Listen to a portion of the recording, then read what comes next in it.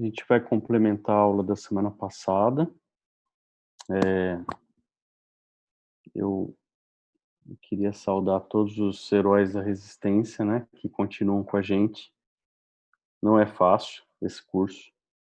É um curso pesado, ainda mais que a gente está fazendo de uma maneira mais rápida, né, mais concisa, com menos detalhes, que a gente consiga acabar daqui a 2 semanas.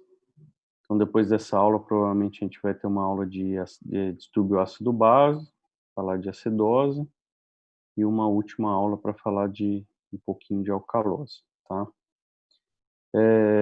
Essa aula de hoje nós vamos complementar a parte clínica do que foi falado mais ou menos na parte fisiológica na semana passada. Eu vou começar apresentando para vocês 5 casos clínicos, tá certo? Eu vou passar um pouco rápido, porque esses casos eu vou voltar durante a apresentação neles, para poder explicar melhor para vocês qual a intenção aqui. O primeiro caso clínico é um paciente de 24 anos, diabético tipo 1 desde os 8 anos de idade, da entrada no pronto-socorro com rebaixamento do nível de consciência e febre alta.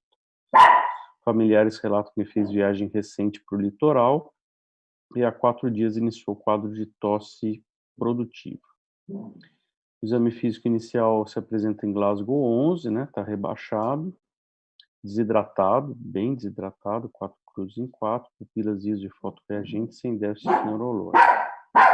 Déficit neurológico localizado, né? Quer dizer, paresias ou hemiplegias. Murmúrio bilateralmente com estertor crepitante fino até terço médio do pulmão direito. Está hipotenso, taquicárdico, uma frequência respiratória bem alta. Aí nos exames admissionais, você nota uma glicemia de 920, um pH de 7,16, um bicarbonato de 5, um sódio de 125, né? Um potássio de 6,5, uma ureia de 78, creatinina 1,2, osmolaridade urinária 580 e osmolaridade plasmática 301, tá? O caso clínico 2, um paciente de 56 anos, diabético tipo 2 há 8 anos, hipertenso de longa data, acompanhado com cardiologista devido a uma insuficiência cardíaca de fração de ejeção reduzida, 23%, decorrente de miocardiopatia dilatada isquêmica. Usa todas essas medicações que vocês estão vendo aí, dá entrada no pronto-socorro com dispneia aos mínimos esforços e há 1 semana com piora, em 24 horas e oligúria. Hipotenso também, uma frequência cardíaca de 60, respiratória aumentada. Aqui você vê que tem estertores crepitantes finos, mas bilateralmente, não é só de um lado. Tem presença de B3, um fígado palpável e edema de membro inferior. A glicemia está 189, chama atenção aqui que a gente vê que também tem uma hiponatremia, potássio de 6,5, ureia 113, creatinina 3,2, então tem uma insuficiência renal também.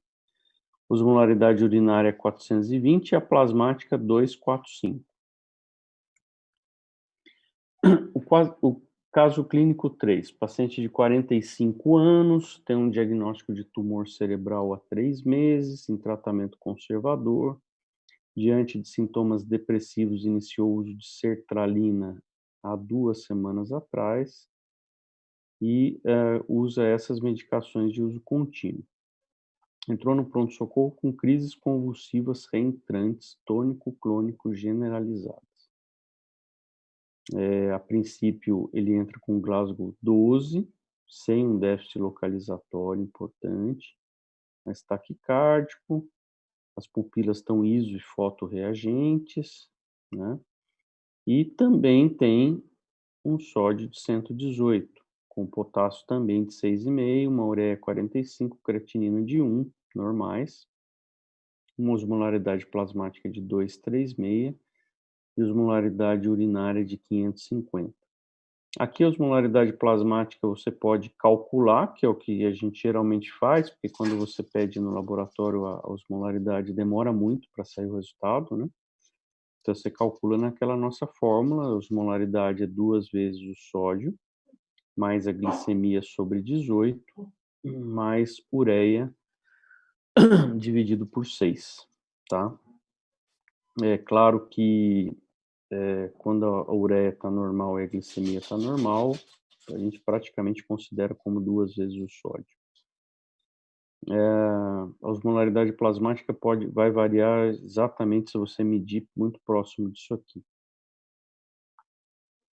No caso clínico 4, é um paciente de 66 anos, branco, hipertenso, há 5 anos, não diabético, vem em consulta ambulatorial relatando fraqueza ao desempenhar funções normais. Então, é um cenário diferente, aquele caso anterior, o paciente está no pronto-socorro, está mal, está convulsionando.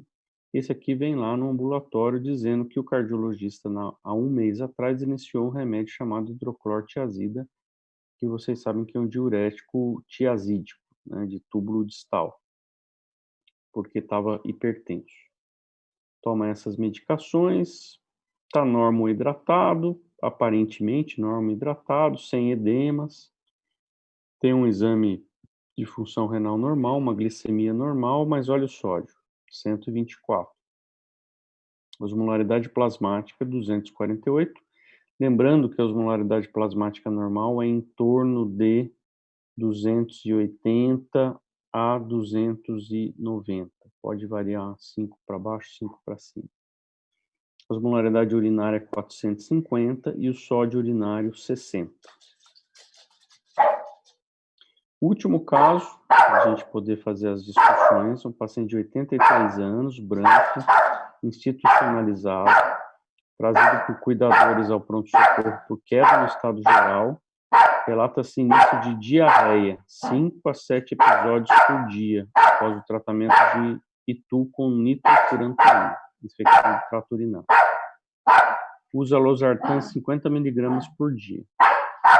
É um paciente que está com diarreia, desidratado, hipovolêmico, 7/4 de pressão, mucosa seca. De restante, não é muita coisa, a não ser um abdômen difusamente doloroso, mas a descompressão brusca negativa. Creatinina tocada, ureia bem elevada, o sódio baixo. Tá? Chama atenção um pouco de acidose também, né? Osmolaridade plasmática de 271 e urinária de 300. E o sódio urinário de 15. Tá? Então, a gente vai trabalhar em cima desses 5 casos para exemplificar para vocês como é que a gente faz a investigação etiológica da causa da hiponatremia.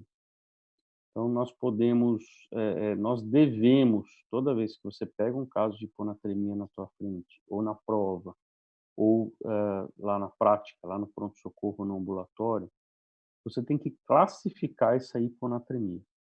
Classificar segundo 2 parâmetros, a osmolaridade e o parâmetro de volemia.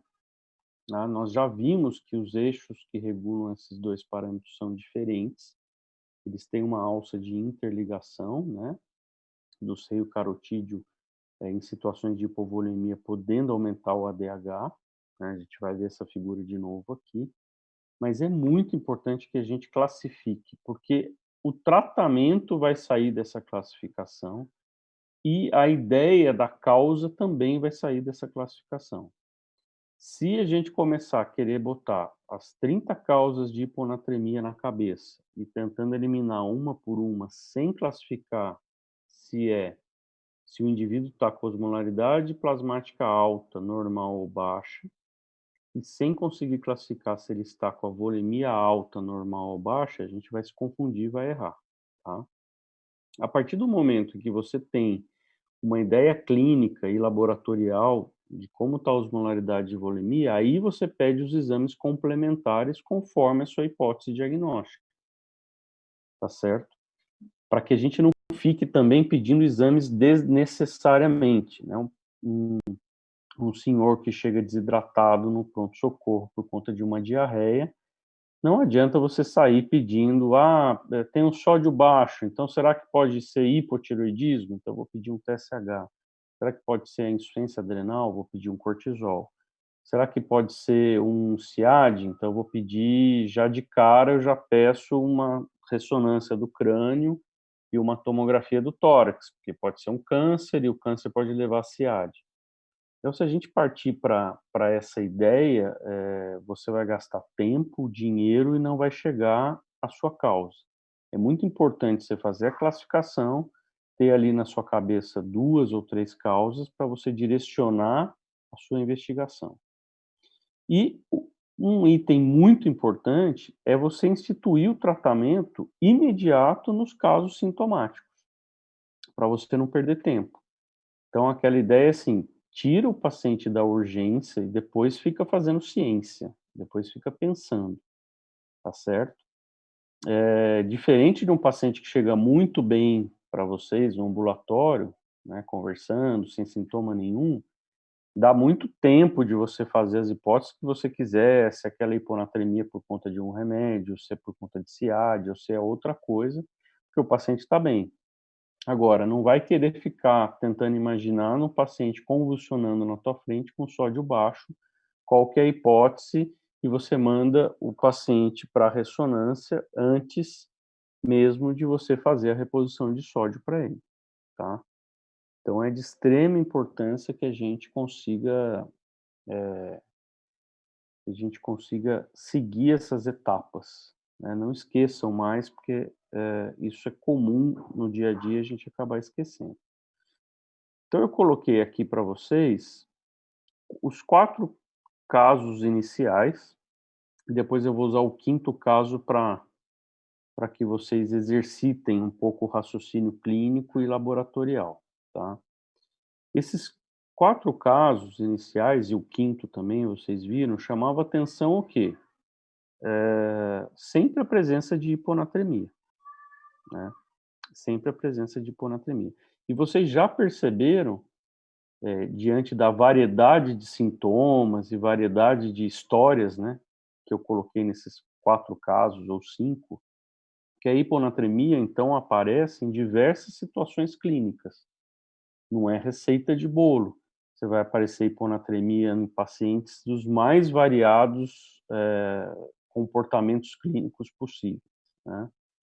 Seguindo aquele nosso planejamento, aquele nosso fluxograma. O que que eu tenho que fazer agora? Que eu descobri que é hiponatremia, eu vou ter que classificar primeiro segundo a osmolaridade.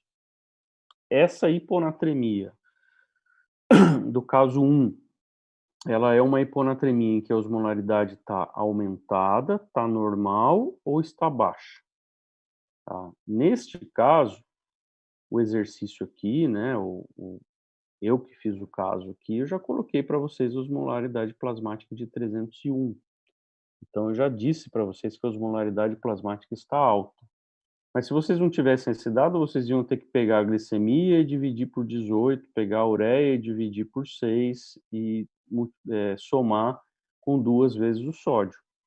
Vão chegar numa osmolaridade plasmática próximo dessa. Se você tivesse um osmômetro mais rápido, você pode medir a osmolaridade, que ia dar ali 310, 320, tá? Isso aqui são suposições, tá? Então, esta hiponatremia do caso 1, ela é hiperosmolar, tá? Isso é muito importante, porque a gente tem pouquíssimos casos de hiponatremia hiperosmolar. Vocês viram que na aula passada eu disse para vocês que quem manda na osmolaridade plasmática do nosso organismo é o sódio, né, principalmente se você falar em osmol efetivo, né, se você falar em tonicidade ou osmolalidade mesmo efetiva.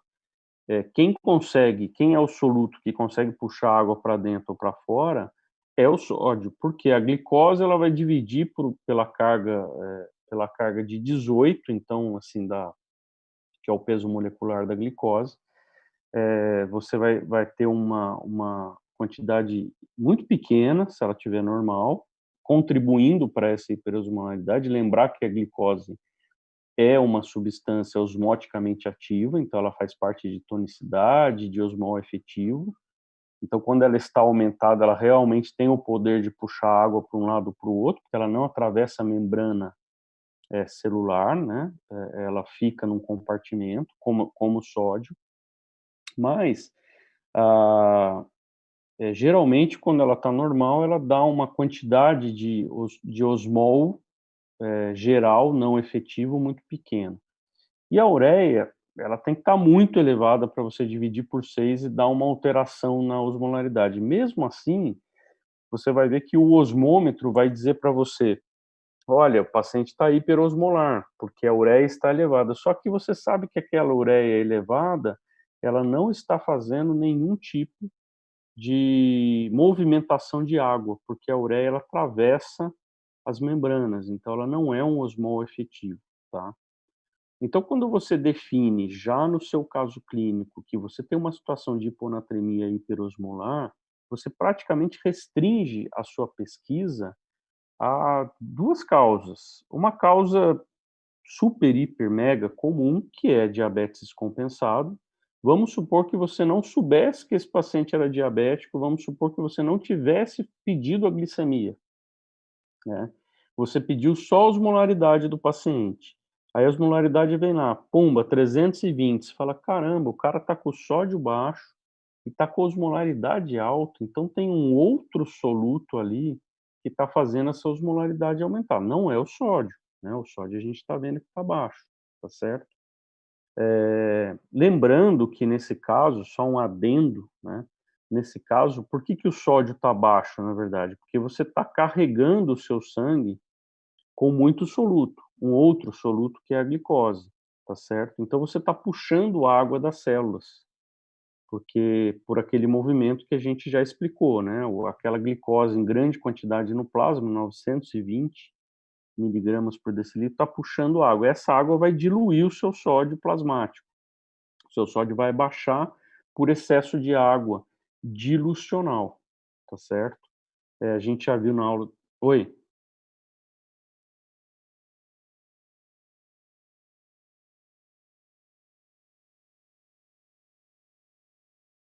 Não, hipervolêmico eu não usaria essa palavra, eu usaria que ele está diluído no seu ambiente extracelular, tá.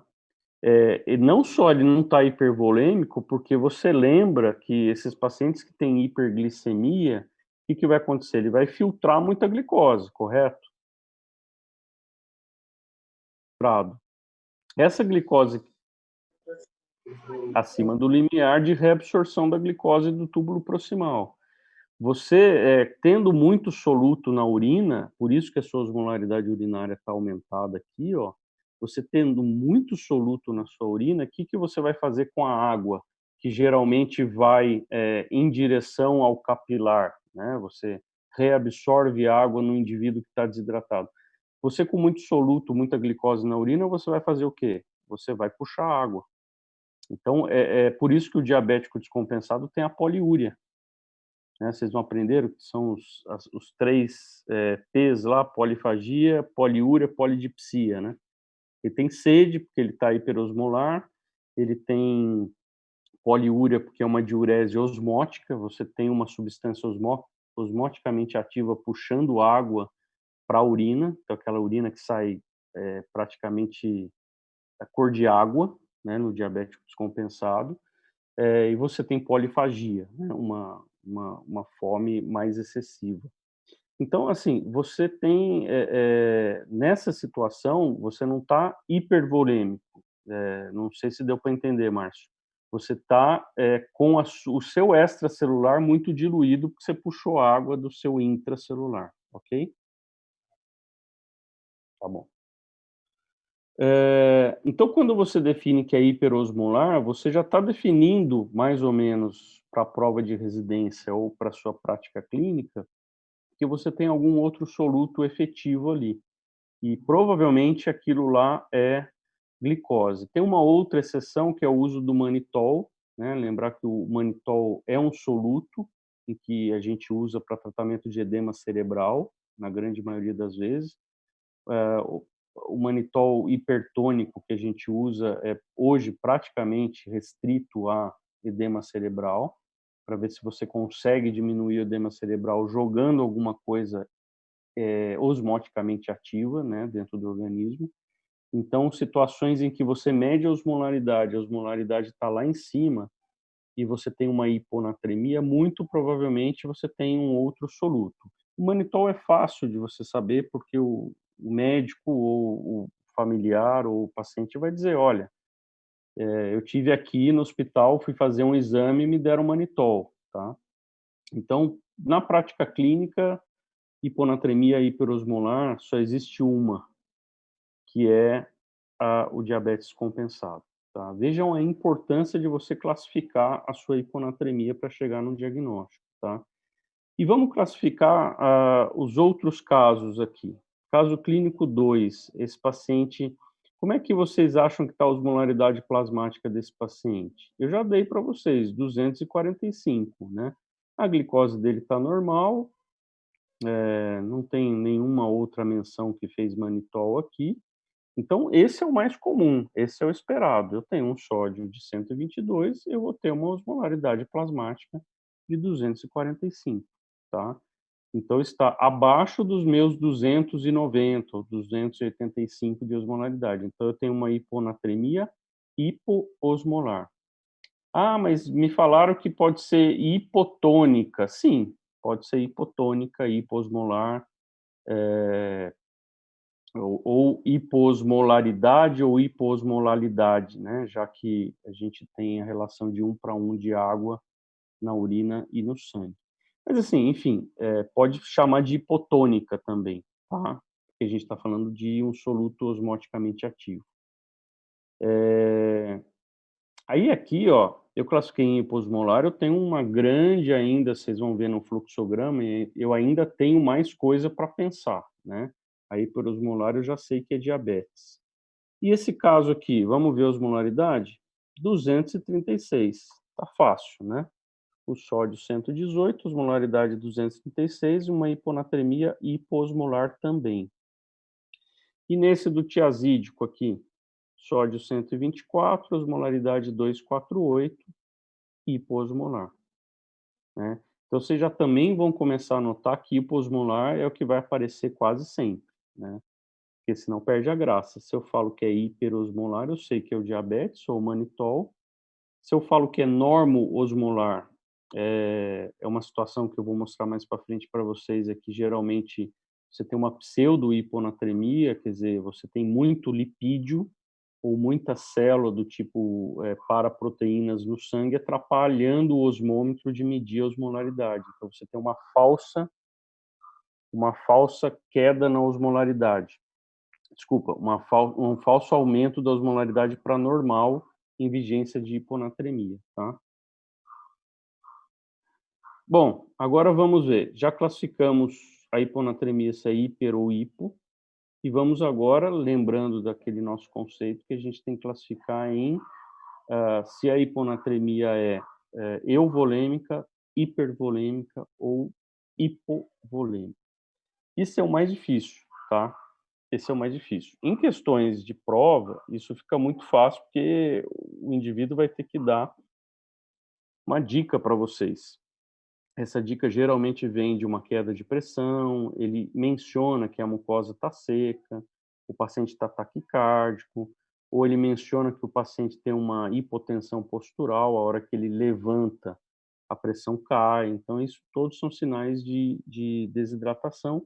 Na prática clínica, é um pouquinho mais difícil, né? Às vezes você está com o paciente lá na UTI, que está com a albumina baixa, ele está bem inchadão, a gente não consegue ter um parâmetro muito bom se ele está hiper ou hipovolêmico ou normovolêmico. É difícil essa classificação, mas é importante classificar.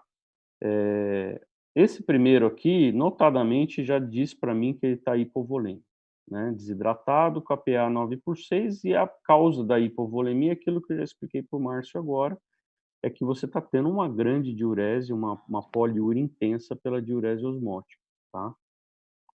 E esse segundo aqui, gente, tá hiper, tá normo ou tá hipo?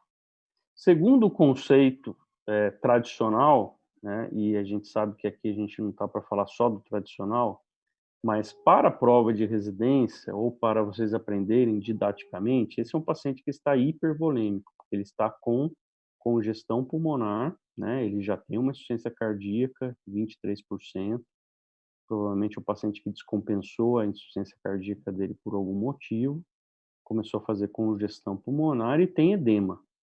Então, as dicas são para você, dizer que o paciente é hipervolêmico, você diz que ele tem edema, que ele tem uma congestão pulmonar, tem a famosa turgência jugular, um fígado palpável, né, quer dizer, congestão hepática. Cuidado com esse termo. Aí, vem a parte que eu preciso alertá-los do pulo do gato. A gente fala que esse paciente está hipervolêmico didaticamente, né, que você olha para ele e fala: "Nossa senhora, esse cara está com muito peso acima". Só que intravascular, no leito arterial desse paciente, não está hipervolêmico de jeito nenhum, o vaso dele está seco, está bem seco. Ele, na verdade, está hipervolêmico para o líquido extracelular, ele está tendo congestão pulmonar, ele está tendo edema. Mas se você pegar o intravascular, ele está hipovolêmico, tá certo? Isso é importante vocês terem em mente na fisiopatologia, depois a gente vai discutir isso detalhadamente, porque a fisiopatologia de um paciente em insuficiência cardíaca com edema, você vai considerar que, ele está com o sistema renina-angiotensina-aldosterona elevado, ele está com o PNA, peptídeo natriurético atrial suprimido, ele está com o ADH aumentado, porque ele está hipovolêmico, do ponto de vista intravascular. Então, essa é a situação da hiponatremia hiposmolar hipervolêmica, entre aspas. Qual outra situação que a gente tem? O paciente hepatopata, né? O paciente com síndrome nefrótica, por exemplo, ou o paciente com doença renal crônica já em estágios mais avançados. Você vê edema. A grande dica é aqui, o edema, tá? Caso 3. Oi.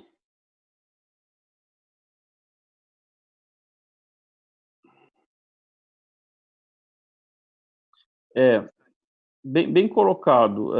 Estaria, mas ele está tomando um beta bloqueador, né, em doses altas, né, tá? Entendeu? Então, você tem que olhar na medicação, às vezes você fala: "Poxa, mas ele está com 60 e o cara está hipotenso, será que ele não teria o débito cardíaco não está dependendo", o débito cardíaco depende de frequência, né. Então você esperaria uma frequência maior para aumentar o débito cardíaco do paciente, porém, ele está beta bloqueado, né. Então ele está com dose alta de beta, que é uma coisa boa a longo prazo, né, você beta bloquear o paciente com insuficiência cardíaca, porque você faz com que o coração consuma menos oxigênio e você tenha uma menor condição de evolução para fibrose, miocárdica. No caso 3, ele está hidratado, está corado e está sem edemas, então eu vou considerar que ele está normovolêmico. Não estou vendo congestão pulmonar, a pressão dele está boa, um pouquinho para cima, normovolêmico. E o caso 4 também, considerar que ele está normovolêmico pelas mesmas, vejam que tem dicas para vocês classificarem. Então, esse é o primeiro passo, eu estou usando esses casos para vocês aprenderem mesmo que você precisa classificar essa hiponatremia, senão você vai ficar perdido em todas as causas, tá. Primeiro se é hipo, hiper ou normo-osmolar e depois quanto à volemia. Principalmente se ela for hipoosmolar, obrigatoriamente, para você tratar e pensar numa causa, você tem que classificá-la em termos volêmicos. E o caso 5, que não coube aqui naquele slide, hã, eu queria que vocês falassem, porque, aula online a gente fica meio perdido, se vocês estão dormindo, estão vendo outra coisa mas assim, classifique para mim, primeiro que esse paciente tem uma hiponatremia, concorda? Isso aqui ninguém duvida, né. Quanto à osmolaridade, ele é hipo, hiper ou normo-osmolar?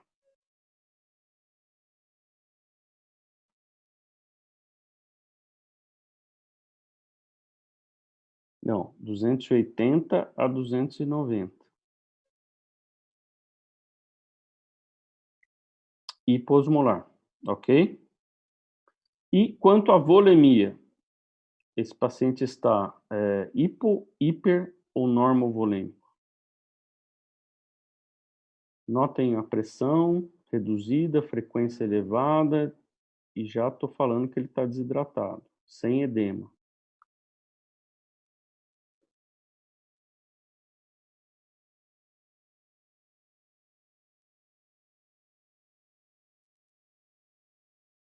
Isso. Ele está com a volemia baixa ou aumentada? Baixa. Hipovolêmico, tá? Então já classificamos esse paciente do caso 5. Bom, aí que vem o nosso raciocínio diagnóstico agora. A partir do momento que eu classifico a osmolaridade plasmática da hiponatremia, se está normal, eu penso, poxa, o sódio está baixo, deveria estar a osmolaridade baixa, mas está normal. Então, será que não tem um lipídio ou uma proteína, uma paraproteína em grande quantidade atrapalhando a medição, a aferição disso, né? Se está normal, o lipídio e a proteína, eu penso no tal manitol isotônico, que é usado muito naquelas cirurgias de RTU de próstata, para irrigar a bexiga, tá? Se está aumentado, muito aumentado o lipídio e proteína, eu realmente posso ter uma pseudohiponatremia, né? A osmolaridade está normal, mas o meu sódio está baixo por dificuldade de aferição do sódio. Se a osmolaridade está elevada, a gente viu isso no caso 1, na verdade eu tenho uma opção e uma segunda menos comum. Primeira, diabetes descompensado e a segunda, o manitol hipertônico, aquela que é usado para edema cerebral, né? Isso é fácil de detectar. O mais comum é o meu sódio estando baixo, a minha osmolaridade plasmática vir baixa, hiposmolar, né? Aí eu vou na osmolaridade urinária, né, para tentar fazer uma diferenciação. Aí eu queria que vocês acompanhassem o meu raciocínio. Se eu tenho minha osmolaridade plasmática baixa, né, meu sódio está baixo, minha osmolaridade plasmática está baixa. O que que meu corpo vai ter que fazer para reverter essa situação? Vamos pensar principalmente em termos de ADH, de vasopressina, lembrando da aula passada, tá? Eu vou ter que estar suprimindo a vasopressina. Concordam? Por quê? Se eu tiver vasopressina no meu corpo com a minha osmolaridade plasmática baixa, com o meu sódio diluído, né, o sódio baixo, se eu tenho vasopressina, ela vai abrir as aquaporinas lá do ducto coletor e eu vou reabsorver mais água ainda para o sangue. Eu vou baixar mais ainda o meu sódio. Então, em situações de hipoosmolaridade, o meu eixo da hipófise vai suprimir meu ADH, eu não abro a aquaporina e a água, que em vez de ser reabsorvida para os capilares peritubulares, ela vai sair na urina, tá? Então, como é que deveria ser a minha osmolaridade urinária, tá? Em contrapartida, se eu tenho uma osmolaridade plasmática baixa? Respondam, por favor. Márcio, você é o representante ou o único que está acordado.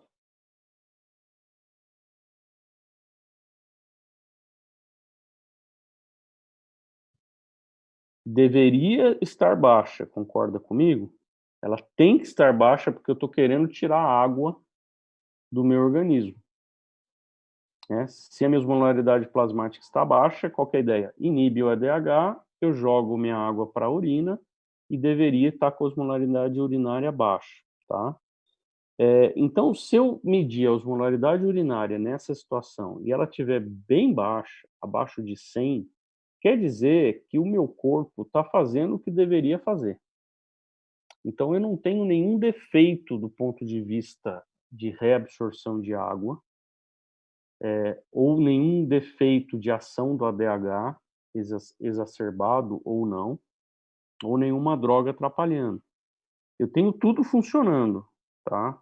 Só que a minha osmolaridade urinária está menor que 100. O que que eu penso nisso? Eu penso naquele indivíduo que está tomando muita água. Se o cara está tomando muita água e se ele tomar mais do que 12 litros de água pura por dia, ele começa a vencer a capacidade de eu excretar essa água na urina, tá? Eu tomo água, meu ADH, minha hipófise começa a fazer o quê? Suprime o ADH. Poxa, se eu estou tomando muita água, eu tenho que baixar minha osmolaridade urinária. Ok, vai para menor que 100 e estou jogando água para fora. Só que eu insisto, eu não tenho mais sede, porque o centro da sede já falou: olha, pode parar de tomar água, mas eu vou tomando, porque eu tenho uma doença psiquiátrica, tá? eu tenho uma doença que eu quero tomar água. E toma água, e toma água. Se eu tomar mais do que 12 litros, ou principalmente mais do que 15 litros, eu ultrapasso a capacidade do meu corpo jogar essa água para fora. Então eu intoxico com água. A água sai, mas ela fica um pouco porque eu não consigo jogar toda. Então meu sódio vai baixar, minha osmolaridade plasmática vai baixar também. Então essa é uma situação importante, em que você desconfia que o indivíduo, na verdade, está tomando muita água, tá? A potomania aqui é realmente tomar muitos líquidos, né, e você tem a potomania do bebedor de cerveja, né.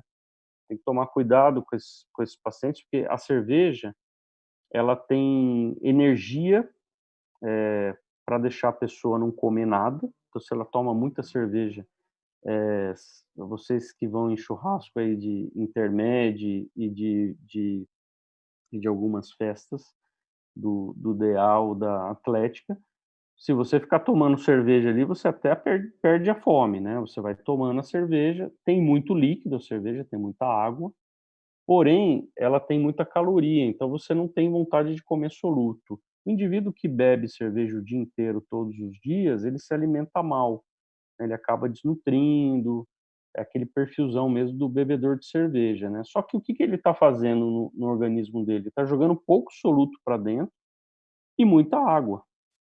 Então ele vai simular uma polidipsia primária.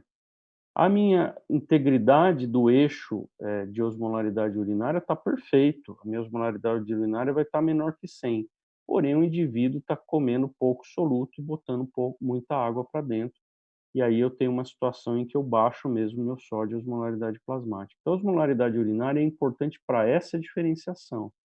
Se o indivíduo está forçando a tomada de água, aí eu falo indivíduo forçando, pode ser também iatrogenia, né, iatrogenia não estou querendo dizer que fizeram por querer, né, mas você está lá na enfermaria e esquecem o soro glicosado 4.000 por dia, esquecem lá na prescrição durante 10 dias, quer dizer, você está dando água livre para o paciente e não para mais, então você desconfia, se o seu sódio baixar, medindo a osmolaridade urinária que vai estar baixa. Porém, se ela estiver inapropriadamente alta, é por isso que eu falo, se a minha o Márcio acabou de falar, se a minha osmolaridade plasmática está baixa, a minha urinária tem que estar baixa para compensar isso. Mas ela não está baixa, está maior que 100, e principalmente se tiver maior que 300. Aí eu sei que tem algum problema ali, no eixo, de osmorregulação ou de regulação de volume, que está fazendo com que a minha osmolaridade urinária não fique baixa o suficiente para eliminar o excesso de água que tem no meu organismo, tá? Aí que vem a questão da volemia.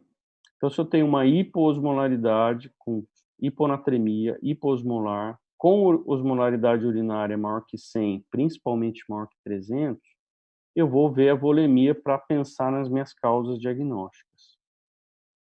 Bom, vi que esse cara tem edema, lembra do caso 2? Tem edema, está estertorando, tem a turgência jugular, ele está hipervolêmico. Na verdade, eu gosto de chamar desse cara que ele está diluído, tá? Porque no intravascular dele ele está hipovolêmico, mas para fora ele está hipervolêmico, é o cara que está cheio de água, né? Se ele tem edema, eu vou pensar em algumas causas: insuficiência cardíaca, cirrose, insuficiência renal ou síndrome nefrótica. Ah, então quer dizer que aquele indivíduo que tem uma insuficiência cardíaca grave, como no caso 2, a gente vai voltar no caso 2, e ele está, hipervolêmico, ele está diluído, com aquele sódio baixo, porque ele tem insuficiência cardíaca? Sim, é isso, tá. Ah, mas tá, o que que interessa eu saber que ele é um hipervolêmico? Interessa no seu tratamento. Tá, você vai dar sal para esse indivíduo? Eu vou chegar lá no tratamento, calma, só estou me adiantando. Você vai dar sal para esse indivíduo que está estertorando o pulmão, está cheio de edema, e o seu sódio está baixo, com osmolaridade plasmática baixa? O que que acontece se você der sal para esse paciente? Você mata o paciente, né, ele vai para o tubo, né, você vai piorar a congestão e o edema. Então eu não vou dar sal, vou tirar a água dele. Eu faço restrição hídrica e dou furosemida. Eu tiro água do indivíduo. Eu trato a hiponatremia tratando o sintoma. E se a volemia estiver normal? Hiponatremia, hiposmolar, com osmolaridade urinária maior que 100, então eu eliminei. Oi?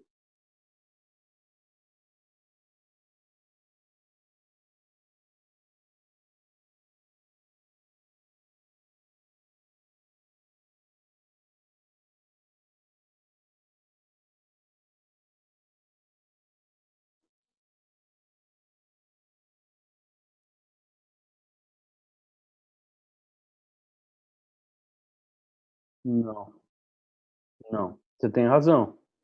Eu estou usando termos genéricos aqui. Especificamente naquele caso, você tem muita razão. É por isso que você tem que ter um olhar clínico para o paciente, né? Eu estou falando genericamente, o tratamento é restrição hídrica e furosemida, mas você falou bem. E se o cara tiver muito hipotenso e ele tiver, por exemplo, já com uma ira pré-renal, né? Vocês viram no caso 2 que ele tem uma ira pré-renal, né? A ureia dele está se elevando, a creatinina está piorando. Eu vou dar furosemida, tudo bem que eu posso até eliminar a congestão do paciente, posso eliminar o edema, mas eu vou piorar outras coisas, né? Porque o intravascular dele está depletado. Qual que é a melhor maneira de você sair dessa cilada? Que é difícil, tá? Que é o nosso dia a dia. É você, dar uma droga inotrópica positiva, tá certo? Você melhorar a bomba cardíaca dele, por exemplo, uma dobutamina, ou mesmo um milrinona, alguma coisa que faça o coração, isso eu estou falando de uma maneira aguda intra-hospitalar, ou uma maneira mais tranquila ambulatorial com outras drogas, né, de aumento de força cardíaca, mas a mais famosa é a dobutamina. Então coloca esse indivíduo na UTI, liga uma dobutamina para melhorar o débito cardíaco dele, para que eu consiga distribuir melhor essa hipovolemia, essa hipovolemia intravascular, e aí sim, ele melhorando um pouquinho dessa parte, eu começo a dar o diurético para tirar o líquido extracelular, tá? Sempre olhando ureia e creatinina. Eu posso perder a mão e a ureia e creatinina aumentar. Mas bem colocado, Márcio. Eu acho que a gente coloca assim, termos genéricos do tratamento, mas você tem que olhar para o paciente, tá? Se o indivíduo está com a volemia normal, eu vou pensar em 3 hipóteses. SIAD, que eu vou falar um pouquinho daqui a pouco, síndrome da secreção inapropriada do hormônio antidiurético, antidiurese inapropriada, como queiram, hipotireoidismo, insuficiência suprarrenal. São 2 causas endocrinológicas em que, se o paciente entra para você com uma osmolaridade plasmática baixa, com sódio baixo, com uma volemia, com uma osmolaridade urinária maior que 100 e normovolêmico, né? E ele de repente comenta com você: "Ah, eu passo no endócrino, tomo esse remedinho aqui que é Puram, mas eu fiquei 3 meses sem tomar". Opa, espera aí, será que a gente não é melhor dosar um TSH? É por isso que eu falo que cada caso você vai pedir no exame que é necessário. Será que não é legal eu pedir um cortisol, uma insuficiência renal, uma insuficiência suprarrenal? Ah, eu fiquei internado com uma infecção, eu tive tuberculose, eh, ou outros sinais de insuficiência suprarrenal. Então, assim, tudo é direcionado. Mas o mais comum, gente, disparado, é esse SIAD aqui, tá? Então, paciente euvolêmico, com hiponatremia hiposmolar, disparado é o SIAD, que a gente vai ver daqui a pouco as causas possíveis para o SIAD. E se a hipovolemia está reduzida? A gente viu o caso 5, né? Uma hiponatremia hiposmolar com hipovolêmico, né? Que era aquele senhorzinho desidratado.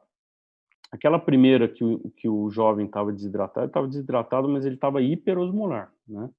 Aqui eu tenho hiponatremia hiposmolar com a volemia reduzida. Eu tenho 2 hipóteses aqui, ou eu estou com a volemia reduzida por conta do trato gastrointestinal ou perdas extra-renais, ou eu estou perdendo mesmo sal pela urina, tá? Aí eu meço o sódio urinário. Olha só, gente, aonde entra o sódio urinário aqui? O sódio urinário vai entrar só para eu saber se o indivíduo tem perda de sódio quando ele está hipovolêmico, se é extra-renal ou renal, tá. Então, como eu falei para vocês, para mim, distúrbio de sódio interessa o eixo de osmorregulação. O eixo da volemia é interessante, mas eu não vou ficar medindo sódio urinário nesses pacientes, a não ser que ele esteja hipovolêmico. Quando ele está hipovolêmico, vocês sabem que ativa o sistema renina-angiotensina aldosterona e tem mais reabsorção de sódio, portanto, menos sódio na urina, tá? Se o meu rim estiver íntegro, sem ação de nenhuma droga e está funcionando, o meu sódio urinário vier baixo, eu estou perdendo esse sódio extra-renal. Pode pensar em diarreia, fístulas do trato gastrointestinal, pancreatite, queimadura, o que você quiser. Agora, se o sódio urinário estiver aumentado, você fala, opa, tem alguma coisa estranha, deveria estar o sódio sendo reabsorvido, mas está saindo na urina, então a minha causa é renal. Causas renais mais importantes situações em que eu tenho hipoaldosteronismo, né? Situações em que eu tenho uso de diurético, que você tem hipovolemia, pode jogar o sódio para baixo, fico hipovolêmico e o sódio urinário, porque eu estou dando diurético, está saindo muito na urina. E síndromes perdedoras de sal. São síndromes em que você tem lesões ou pós-cirúrgicas ou traumas cranianos, e esse trauma faz com que você tenha uma descompensação da produção do ADH. Você produz mais ADH do que o necessário, e, e aí você acaba tendo uma grande perda de sal, né? Você acaba reabsorvendo água, mas perde sal pela. Além disso, essas síndromes perdedoras de sal fazem o cérebro ativar o peptídeo natriurético cerebral, né? Que é o PNB, não PNA, e que vai fazer perder sal pela urina. Esses casos aqui são menos importantes. Eu, se eu fosse vocês, guardaria esse aqui, que é o CIAD, que é o que a gente vai falar agora, passando rapidamente para não perturbar muito. A síndrome da secreção inapropriada do ADH, ela tem praticamente 3 causas, né. O que que é secreção inapropriada? É quando o ADH está inapropriadamente alto ou fazendo muita ação do que, mesmo não estando alto, ele está muito ativo por algum motivo, tá. Eu já expliquei para vocês, hiponatremia, o ADH tem que estar suprimido. Ele tem que estar suprimido, porque eu não quero água para o meu corpo. Se eu não quero água para o meu corpo, eu não tenho que abrir aquaporina nenhuma no ducto coletor.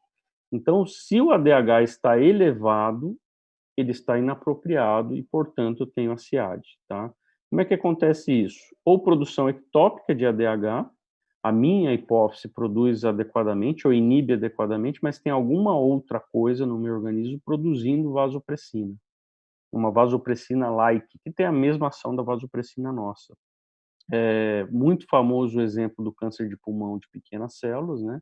Tumores cerebrais, doenças pulmonares, né? Qualquer doença pulmonar pode ser infecciosa, pode ser benigna, ela pode levar à hiperprodução de vasopressina ectópica, tá? Falha na supressão, indivíduos que respondem bem quando você está hiperosmolar, eles atuam aumentando o ADH para reabsorção de água, mas na hora que eu tenho que suprimir, eu não consigo suprimir muito bem. Isso está muito ligado ao uso de algumas drogas, né, alguns neurolépticos, né, que você dá a droga e não consegue suprimir o ADH. O reset osmostat é simplesmente um defeitinho no seu osmostato. Tá? Você começa a inibir o ADH em situações de hipoosmolaridade mais severas do que você deveria inibir. Então, a osmolaridade plasmática caindo a 278, você deveria começar a inibir o ADH. Em alguns indivíduos, não se sabe por quê, está relacionado um pouquinho ao uso de algumas drogas também, mas a maioria é caso crônico. O cara só começa a inibir o ADH quando a osmolaridade está em 250, 240. E aí ele já tem uma situação de hiponatremia dilucional, né? Ou o ADH está perfeitamente na quantidade certa, a minha hipófise está funcionando, eu não tenho produção ectópica, mas o problema é no receptor. O receptor no ducto coletor, que é o receptor V2, que tem a ação de abrir a aquaporina, né? O V1 tem uma ação vasoconstritora maior, ele nasce com uma hipersensibilização, de ficar muito ativo. qualquer ADHzinho que aparece lá, ele, opa, pega lá e aumenta muito a quantidade de aquaporinas, então tem uma hiperfunção. Então não é só síndrome de secreção inapropriada, você pode ter uma secreção apropriada, porém uma hiperfunção nas mutações do V2, tá? Aqui todas as causas de secreção inapropriada do ADH.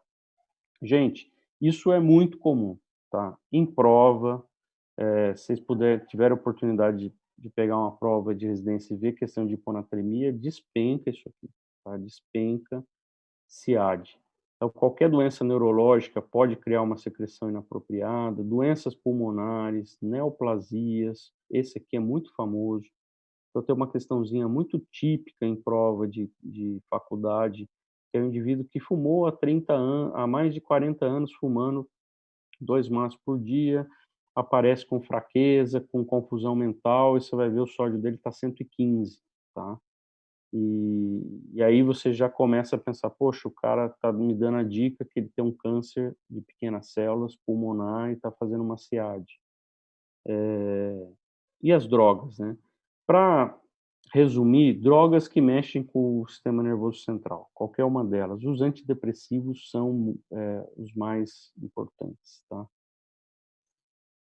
Gente, estamos acabando, tá?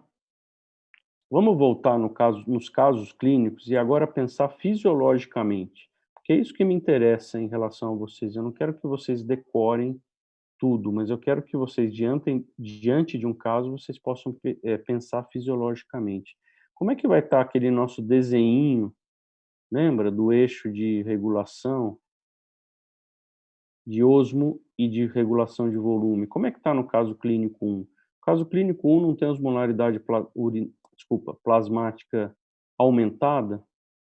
Se eu tenho osmolaridade plasmática aumentada, o que vai acontecer na hipófise? Eu vou liberar a DH. Não, mas o sódio está baixo, está 125. Como é que você vai liberar a DH? Vai puxar mais água? Desculpa, mas a gente funciona assim. A osmolaridade aumentou, eu libero a DH porque eu preciso baixar a osmolaridade. O ADH vai lá no ducto coletor, vai fazer o quê? Abrir aquaporinas e concentrar a urina, tá? Vai concentrar, minha osmolaridade urinária sobe, inclusive porque aqui eu tenho outro soluto que é a glicose, tá? Então aqui eu já tenho, vejam que tudo mais ou menos é secreção inapropriada, né? Eu tenho inapropriadamente um ADH. Outra coisa que está fazendo essa ideia, como é que está o meu sistema de volume desse paciente? Desidratado e hipotenso. Artéria renal, chegando pouca pressão lá, chega pouca pressão ali na arteríola aferente. Os baroreceptores que ficam ali na arteríola aferente, na mácula densa. Vai fazer o quê? Produzir muita renina, a renina faz toda a cascata, vai ativar muito o sistema renina-angiotensina, aldosterona, né? Eu vou fazer o quê? Com que eu tenha mais reabsorção de sódio no túbulo proximal e no ducto coletor, através da aldosterona. Então, meu sódio urinário vai estar como? Baixo. Se eu fizer a fração de excreção urinária desse paciente, vai estar baixo, né? Como é que está meu átrio? Meu átrio vai estar murcho, entre aspas, tá, gente? Vai estar murchinho. Se eu estou com o átrio murcho, eu inibo o peptídeo natriurético atrial, né? Meu seio carotídeo está detectando que eu tenho, através de baroreceptores, tem uma hipovolemia, e aí o que eu faço? Eu vou lá e produzo mais ADH, porque o ADH vai puxar mais água, e eu estou querendo puxar mais água porque eu estou hipovolêmico. Só que eu estrago o esquema, né? Estraguei o esquema já aumentando a osmorregulação, aumentando a DH, estrago o esquema aumentando o ADH através do estímulo hipovolêmico. Olha que bagunça, então. Eu tenho um sódio baixo, dilucional, por causa do diabetes, né? Entrou o paciente lá em cetoacidose diabética, eu estou com sódio baixo, mas eu estou com a ADH lá no topo, né? O que eu tenho que fazer para esse paciente? É simples, se você estiver pensando fisiologicamente, quem que está dando todo esse estrago aqui? Eu tenho que dar sal para esse paciente? Pensa bem, será que eu tenho que dar sal para esse paciente? Se eu der sal para esse paciente, o que esse paciente vai fazer? Ele não vai fazer nada de diferente, né? Ele vai reter o sal porque ele está considerando que está hipovolêmico, tá? Mas Se eu não corrigir o distúrbio básico, que é a hiperglicemia, o meu intracelular vai estar jogando água para o meu extracelular, e eu vou continuar diluindo o meu sódio, tá. Eu vou continuar hiperosmolar, né, se eu der sódio, é bem capaz até que aumente o estímulo de ADH mais ainda, certo. E aí eu vou estragar tudo. Então o que que você faz nesse caso? Você repõe a volemia para cortar esse eixo de estímulo do ADH, repõe a volemia e trata a hiperglicemia, para eliminar o estímulo de osmorregulação do ADH. Simples. Vocês vão ver que quando vocês tratam um paciente com cetoacidose diabética, o sódio que estava 125 está meio diluído, falseado, né? Daqui a 2, 3 horas, você tem que botar para ele soro ao meio. Tem que botar para ele soro, você tem que dar água livre para ele. Porque no fundo ele está desidratado, né? No fundo ele está sem água no organismo. É que você está puxando água do intracelular para o plasma, e o plasma é o que você vê ali. A hora que você trata tudo isso, a água volta para o intracelular, você vai ver que o seu sódio de 125, não está 125, ele está 150, 160. O cara está seco, ele está poliúrico, ele está já com déficit de água importante há muitos dias, né? E o que você está vendo lá começou há 3 dias atrás. É por isso até que a gente tem uma formulinha de correção do sódio, para cada 100 miligramas por decilitro de aumento na glicemia, a partir de 100, você corrige o sódio para 1,2 para mais, tá? Porque você sabe que glicemias aumentadas diluem o sódio, então dá essa falsa hiponatremia, tá bom? Desculpa, estou falando aqui, estou delirando na fisiologia, mas é isso que eu acho que interessa para vocês e não o decoreba. O caso clínico 2, como é que foi?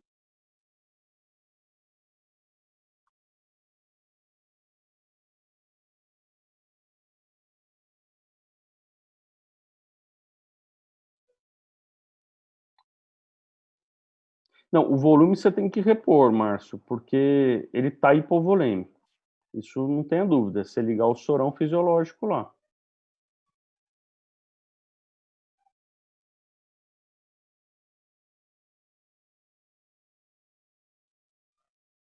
Não, você não vai passar o açúcar para dentro da célula, você vai voltar a água para dentro da célula, tá? E você vai tirar a osmolaridade aumentada do plasma. Então você vai jogar a água para dentro da célula como deve ser, tá? Mas eu entendi a sua pergunta. Como é um caso agudo, isso não vai ter problema do ponto de vista neurológico, né, que é o que você está falando. O problema é se o paciente permanecer assim durante muitos dias ou semanas. O que é raro, porque ele não aguenta, alguém acaba trazendo no pronto-socorro. Mas você tem razão. Se ele ficar muito tempo assim, o corpo se acostumar, a gente vai ver daqui a pouco isso aí, tá? Fica tranquilo que a gente vai ver. No caso 2, como é que está a minha osmorregulação? Osmolaridade plasmática baixa. Osmolaridade plasmática baixa, minha hipófise entende que eu não preciso de mais água. Eu inibo a minha sede, falo para o indivíduo, não toma água não, porque já estou diluído aqui. E eu inibo o meu ADH. Inibindo o meu ADH, eu vou jogar água para a urina e vou inibir a osmolaridade urinária, tá certo? Isso é o que deveria acontecer. Porém, o meu indivíduo não tem bomba para jogar nada para o leito arterial. O leito arterial dele está hipovolêmico, a gente já discutiu aqui. Ele está com o leito venoso totalmente, né, totalmente cheio, e o leito arterial está hipovolêmico. Então, o sistema renina-angiotensina-aldosterona, apesar da gente achar que ele está hipervolêmico, está recebendo pouco sangue, ativa o sistema renina-angiotensina-aldosterona no topo, e o sódio urinário baixa. Se você medir um sódio urinário de um paciente com insuficiência cardíaca ou com cirrose descompensada, né, numa ascite, por exemplo, numa hipertensão portal, ou de um paciente com síndrome nefrótica, o sódio urinário está lá embaixo, porque o meu sistema renina-angiotensina-aldosterona está no topo. Eu estou mantendo a minha filtração glomerular, a hemodinâmica glomerular, às custas de muita angiotensina 2 e muita aldosterona e muito reabsorção de sódio. Estou ávido por sódio, tá? Só que o indivíduo está com o sódio baixo, né? Ele está com o sódio baixo, ele está precisando porque ele está diluindo esse sódio, né? Esse sódio é dilucional. Lembra que o que a gente vê no plasma é mais ou menos o que a gente vê no líquido extracelular, né? Então, meu sódio está baixo, está. Só que eu estou hipovolêmico, meu seio carotídeo vai produzir ADH. Eu não produzo através da hipófise, que a minha osmorregulação está intacta, porém, por hipovolemia relativa, eu aumento o ADH. Aí você fala, putz, não era para aumentar o ADH, né? Era para deixar o ADH suprimido, mas eu aumento. Então, o que eu tenho que fazer nesse indivíduo? Do ponto de vista fisiopatológico de tratamento. Adianta eu repor volume, como eu fiz no primeiro caso? Se você repor volume nesse indivíduo, ele vai para o tubo, né? Ok? Ele já está congesto, já está super edemaciado. Então, o que eu faço com esse? Adianta eu dar muita furosemida, você vai tratar o sintoma dele, vai evitar o túbulo, mas você vai deixar, vai secar mais o rim, vai ter uma ira e vai aumentar o estímulo do ADH. Tá? Então, o que eu faço nesse indivíduo? Eu melhoro a minha bomba. Eu dou um inotrópico positivo, meu leito arterial vai ser melhor perfundido e eu acabo inibindo esse eixo do seio carotídeo em estimular o ADH. Aí sim eu posso dar a minha furosemida, tateando, aí eu faço uma restrição hídrica para o indivíduo, né? Falo, ó, você não vai tomar mais que 800 ml de líquido. Por quê?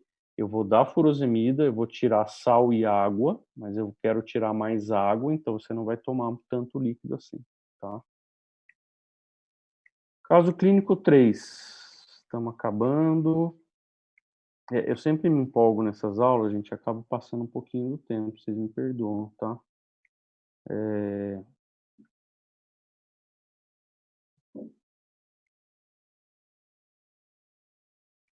Obrigado.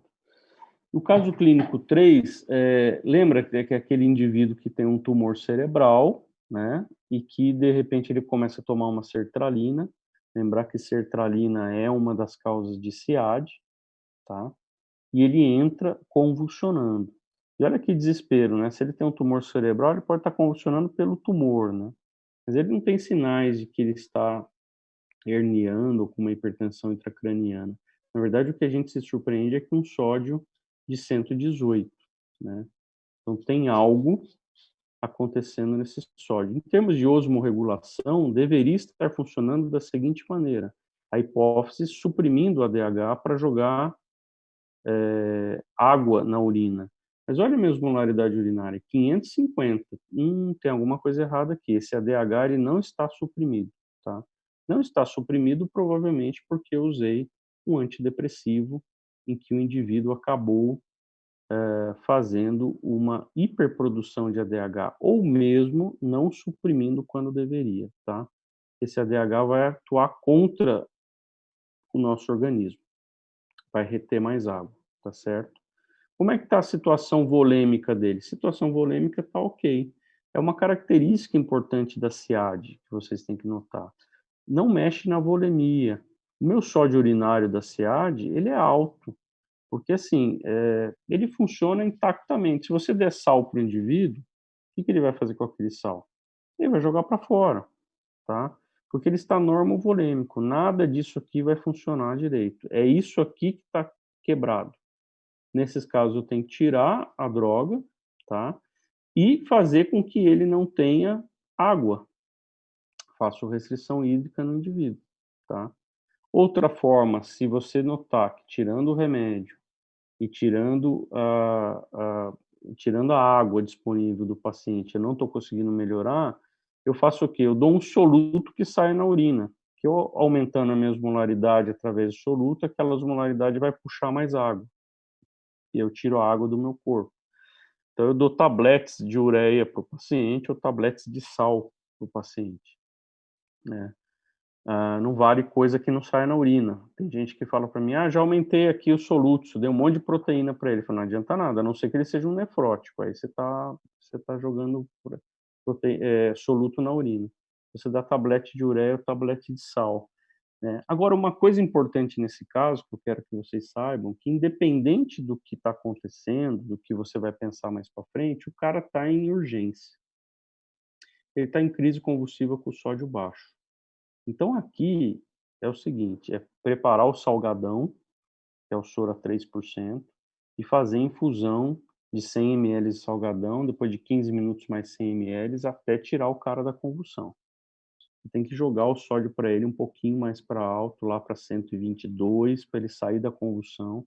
Depois você pensa na etiologia, depois você faz a restrição hídrica, depois você olha que coisa interessante, se eu ficar dando para esse paciente, depois que ele melhorou da crise convulsiva, se eu ficar dando para ele o soro salgadão, que é 3%. 3% imagina, assim, que eu vou ter, 150 mEq de sódio e 850 de água, né. O que que o indivíduo que está em SIAD, ou seja, o ADH deveria estar suprimido, mas não está, o que que ele vai fazer com esse salgadão? A longo prazo, né, um tratamento de manutenção. Ele vai pegar o sal e vai jogar fora, porque o sódio, o eixo de volemia dele está intacto, ele não tem problema com isso. Ele joga o sódio fora e aquela água que você usou para dar sal para o paciente, né, ele vai reabsorver, porque o ADH dele está alto por conta da sertralina, tá? Então vai piorar o sódio dele. Então, em alguns indivíduos, depois que você tira da urgência, ou indivíduos que não chegam em urgência com SIAD, às vezes você precisa fazer uma artimanha. Você tira a água do paciente, deixa ele em restrição hídrica, tá? Você aumenta soluto para ele, soluto que saia na urina, tablete de ureia, no Brasil não tem tablete de ureia, tem nos Estados Unidos. Não pense que é ruim não, tá? Tem gosto de limão. Então tablete de ureia não tem gosto de urina. E, você aumenta o soluto dele, você fala: "Poxa, eu vou dar um pouco de sal para ele", só que quando eu der um pouco de sal, eu tenho que eliminar a água, senão ele vai reabsorver. Como é que eu faço para eliminar a água desse indivíduo? Dou um diurético de alça, né. Diurético de alça não inibe lá a concentração medular, aí eu posso ter ADH o quanto quiser, porque mesmo abrindo a aquaporina, a medula está hipoconcentrada. Então, fisiologicamente, você pode fazer uma mistureba aí. Eu vou tratar esse indivíduo, mas nesse caso, o mais importante é você tirar ele do sódio de 118 lá para um 120 para ele parar de convulsionar. Depois você pensa na causa. O 4, passando rapidamente, ele está normovolêmico, que o eixo de volume ok, a osmorregulação vai estar debilitada, né, porque ele está usando um tiazídico, o tiazídico deixa o seio carotídeo achando que eu estou hipovolêmico e aumenta o ADH, aumentando o ADH, além do tiazídico jogar sódio para fora, aumentando o ADH, eu reabsorvo água. A osmolaridade urinária deveria estar mais baixa com sódio de 124, tá? E no caso, último caso nosso, o meu grande problema nesse senhorzinho é que eu tô com hipovolemia, e aí eu tô ativando muito o ADH numa situação de hiponatremia. Qual que é o tratamento desse indivíduo? Soro fisiológico. Repõe o soro fisiológico, o ADH para de ser estimulado pelo seio carotídeo e eu consigo controlar a minha hiponatremia, tá? Esse conceito que eu acho importante, que a gente estava falando com o Márcio, eh,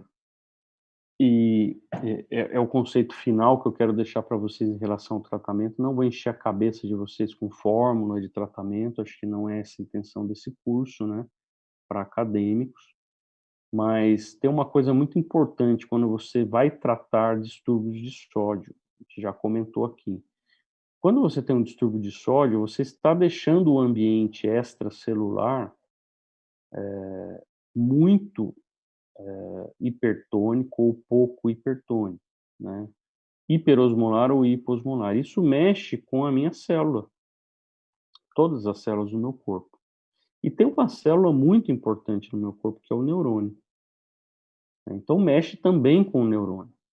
Então vamos dar um exemplo de um paciente que está aqui é um vaso sanguíneo, um capilar, e aqui é a célula. Então aqui está passando o plasma, aqui tem o líquido né, o líquido extracelular, né, Vamos supor que eu entre numa hiponatremia, por qualquer motivo, tá? SIAD, uso de diurético, qualquer motivo desses que a gente já viu. O que que vai acontecer com o meu líquido intracelular? Ele vai puxar água, porque agora eu tenho uma situação de hiposmolaridade no plasma, então minha célula começa a puxar água e começa a ficar cheia de água. Aí a minha célula vai se defender contra isso, né, porque se ela começar a inchar de água, uma hora ela morre, intoxicada de água.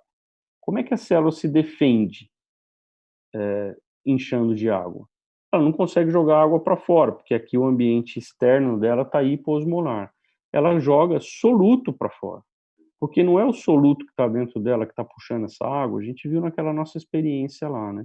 Então ela pega o soluto, que a gente também chama de osmose diogênicos, e começa a jogar para fora da célula, porque aí eu começo a puxar menos água e pelo contrário, né, eu começo a deixar a minha célula hipoosmolar em relação àquele ambiente hiposmolar que está lá fora. Agora imagine que eu resolva tratar. Poxa, detectei sódio baixo, preciso tratar esse paciente, e vou lá e pego da noite para o dia, eu reponho todo esse sódio aqui que está baixo. A minha célula não está hiposmolar, o que que vai acontecer se eu começo a repor esse sódio? Eu começo a ficar hiperosmolar aqui. Só que a minha célula tem pouco soluto. Então o que que ela vai fazer? A tendência é a água ir totalmente de dentro para fora da célula, porque eu estou tratando muito rápido. E a minha célula demorou 2 ou 3 dias para jogar o soluto para fora, ela não recupera isso em algumas horas, tá. Ela demora um tempo. Então se eu aumento a minha quantidade de sódio nesses distúrbios crônicos, atenção, distúrbios crônicos de sódio, mais do que 48 horas, tá. Mais de 48 horas deu tempo da minha célula tentar se proteger. Se eu faço um aumento de sódio mais do que 8, 10 ou 12 mEq por dia, a minha célula começa a perder muita água rapidamente e seca, tá.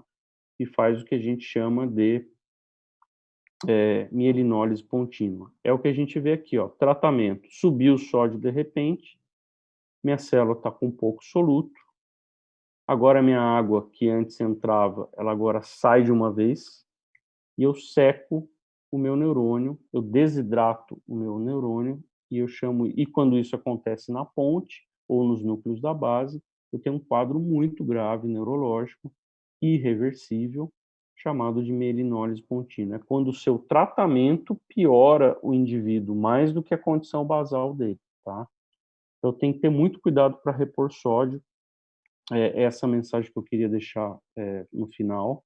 Ainda teria aqui mais alguns fluxogramas de tratamento, que eu acho que, já passamos um pouco da hora, vai ficar um pouco cansativo, mas, sempre prestar atenção para tratar a hipernatremia é exatamente o contrário, né.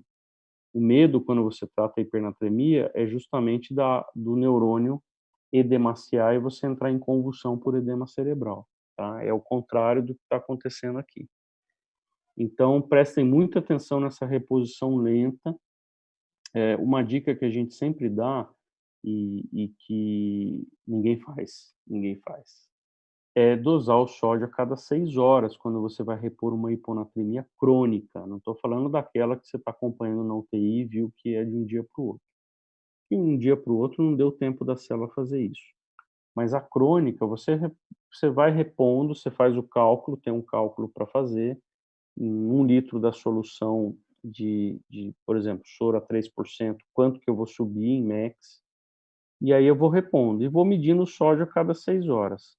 Se eu notar que, por exemplo, da hora 0 para a hora 6, eu aumentei 6 MEX, eu tenho mais 18 horas para aumentar só mais 2 ou 4 MEX. Então, assim, vai dar ruim, porque eu estou aumentando muito rápido. Então eu notei que a minha reposição está muito rápida. O que que eu faço? Eu piso no freio, tá, e se eu estou muito próximo daquilo que já era o meu alvo, né, se eu estou ultrapassando aquela velocidade, eu começo a dar água para o indivíduo, ou soro glicosado ou mesmo água por sonda ou água via oral. Eu começo a dar água, porque aí eu tento reduzir o sódio dele para um patamar na metade. estava 115, eu vi que ele foi, de repente, para 122 em poucas horas, eu tento dar um pouquinho de água para ele voltar ali para um 118. É pisar no freio. Os americanos chamam de relowering, é você voltar a baixar o sódio. Não, mas que absurdo, o seu sódio está 118, você vai dar água para ele? Sim, porque se você não der e repor muito rápido uma hiponatremia crônica, o seu tratamento vai matar o paciente, tá? Vai deixar sequelas gravíssimas, não tem reversão. Existem estudos com plasmaférese, existem alguns estudos com esses anticorpos biológicos para mielinólise pontina. E assim, é tão ingrato essa mielinólise pontina que ela acaba aparecendo 2 ou 3 dias depois de você fazer a reposição de sódio. Então é aquele indivíduo que às vezes você até tem aquela expectativa, olha, ele vai começar a melhorar agora, aí ele começa a afundar, e aí você percebe que na verdade você já fez besteira, tá? Então medir o sódio a cada 6 horas para não ter esse problema, tá? Eu vou encerrar por aqui, estou aberto a perguntas na semana que vem, ou dependendo, acho que semana que vem tem um curso de iniciação, a Poli vê aí com vocês qual que é a melhor data. Falta só acidose aos nossos colegas resistentes aí, né? Temos 19 resistentes. Falta só acidose metabólica e alcalose metabólica. Eu vou tentar dar isso em 2 aulinhas para a gente fazer um curso mais rapidinho, tá bom? Obrigado a todos e fico à disposição se alguém tiver alguma pergunta.